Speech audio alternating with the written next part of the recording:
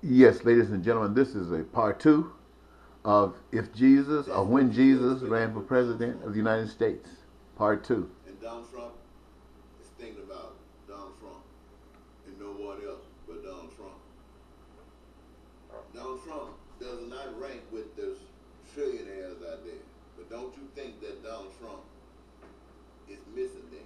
Oh, he's missing that a lot. And if he could be that, he and trying to make him president of the United States and all those things that he tells you, he'll probably be just as good as anybody else or bad. But it won't do the people of this nation any good at all. And I'm not saying that because I'm frustrated with Donald Trump. I'm frustrated with the whole human race. It doesn't make any sense to me for people who think that they're intelligent, whether they're white, whether they're black, whether they're brown, yellow, or anything, think they're intelligent. Know that God or somebody else, some spirit, other, the same power perhaps that made the moon, that perhaps made the sun.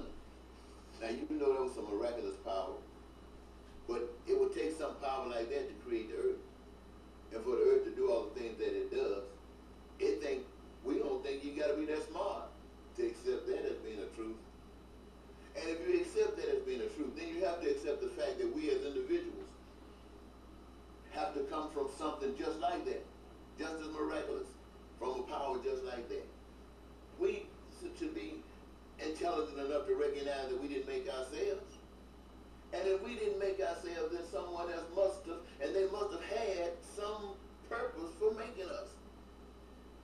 We know that in making us, there are certain things that are common amongst us that all of us need. And that's what we call maintenance. Food, clothing, shelter, education, health care. We know each of us need that. And we have learned that in order, because a lot of us get it, a lot of us don't, but in order for those things to be met, we know how it's done because we, the people who got jobs, do it. We make all of the stuff. And that was the original plan. The plan calls, for everybody to participate in the creation of the goods and services. That means everybody get a career of their own choosing. This would maintain for the people, just like the nutrients that come from the earth maintain trees for hundreds of years. That just through the roots from the earth, a tree can live for hundreds of years. Now that's a process that creator designed. And the same process works for us when we engage ourselves in the process. This is how we live forever. Or at least have a wonderful time living while we live.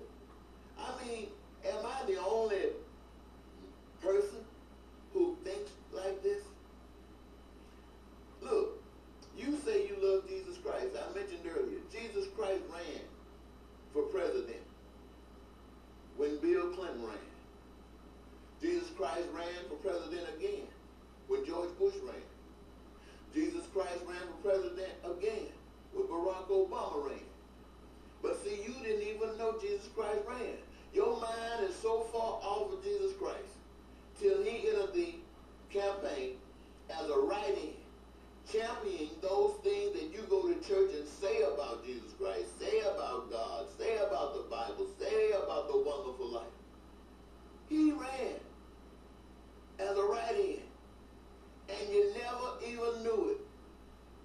You kept looking at somebody that was rich, somebody that was perhaps white, or somebody perhaps that was a woman. But Jesus Christ came running in as a poverty-stricken individual, championing one thing: peace, prosperity, and joy. And no one even noticed. And right now, that same people who couldn't notice that are out there running and talking about Donald Trump. See how far off the mark you are? But remember this: the road you hold is the bag you tote. Translated, you get what you give. Now, I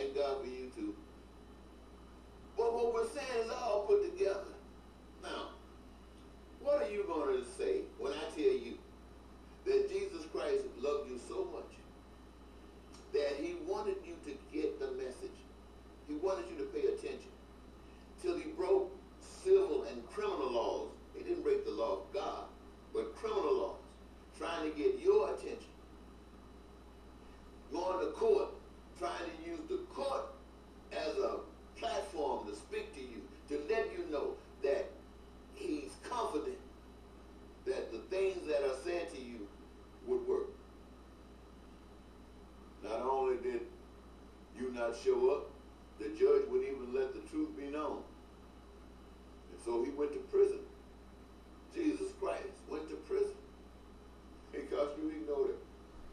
Now, the Jesus Christ that you talk about, the one that rose from the dead and ascended into heaven, the ones that you say is coming back.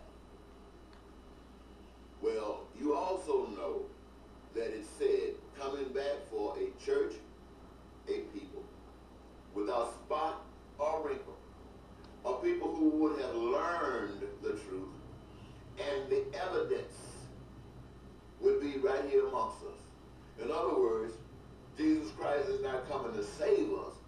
He's coming because we have saved ourselves, and he's coming to sit on the throne. How about that? How about that? That calls for you to do something. That calls for you to get up off your lawns. That calls for you to come out of them churches. That calls you to recognize that I don't care that everybody that's rich, everybody that's filthy rich, rob the daylights out of the rest of the people. Oh, they might have done it legally. The system might have been so rigged that they can get away with it, but they robbed the daylights out of the rest of the people. And the rest of the people were so naive till they fell for it. And no government, no representative of any government on the face of the earth dared to stand up and tell them the truth, because they were loving it. And when someone did stand up and tell you the truth, they was murdered. Murdered. They escaped. They are in paradise. And we are still here, bending and bowing, hoping that these people who have robbed the hell out of us change, or that Jesus Christ come and deliver us. We are as ignorant and we are as foolish as we have been trained to be. The truth comes to set us free. Wake up, we are slaves. Slaves. But you've got to change. You've got to be born again to be free. To be born again means you got to have a renewed mind. That means all the crap that we've been taught. Why we hate other folks. Why United States of America is the greatest country on the face of the earth. Why white people in America are the smartest people in America. Why black people will always be slaves and no good, no count. All of that. All of that. If that's what you want. Stay on the same path that you're on. But if you get rid of that stuff and recognize that you are somebody, and you are not somebody because of what you've done to yourself. You are somebody because you were made somebody. And look at that next person. The same. Somebody because we were made somebody. And we got a whole world of somebodies that were made somebodies. Every last one of us got something special to give because we were given it by the power that made us for that purpose. And we must recognize that anything that will come between us, whether it's politics, whether it's money, whether it's power, it must be eradicated. And we don't have to fight that with guns and sticks and bullets. We just stop giving it our power and start giving our power to something else. And the moment we do that, it's over for that. Simple enough. I'll talk to you later.